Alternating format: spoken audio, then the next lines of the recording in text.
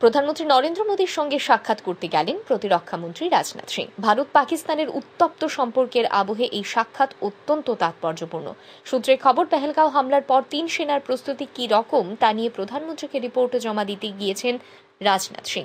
এই রিপোর্টের ভিত্তিতেই কেন্দ্র বড় কোনো পদক্ষেপ করতে পারে।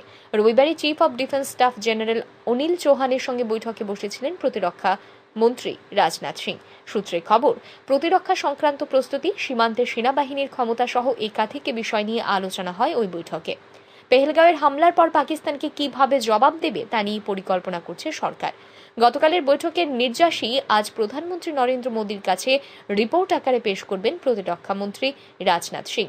প্রসঙ্গত 22 এপ্রিল পেহেলগাঁওয়ের বৈশরণে বেছে বেছে 26 জন হিন্দু পর্যটককে নিধন করেন জঙ্গিরা। এরপরই অ্যাকশন মোডে সেনা প্রশাসন। উপত্যকায় সেনা বাড়ানো হয়েছে। নৌসেনা ও বায়ুসেনার তরফেও লাগাতার মহড়া দেওয়া হচ্ছে। দুই দেশের কূটনৈতিক সম্পর্কেও অবনতি হয়েছে। স্থগিত করা হয়েছে সিন্ধু জল চুক্তি। পাকিস্তানিদের ভিসা দেওয়া বন্ধ করা হয়েছে। বন্ধ সীমান্ত। ব্যুরো রিপোর্ট, আর ই নিউজ।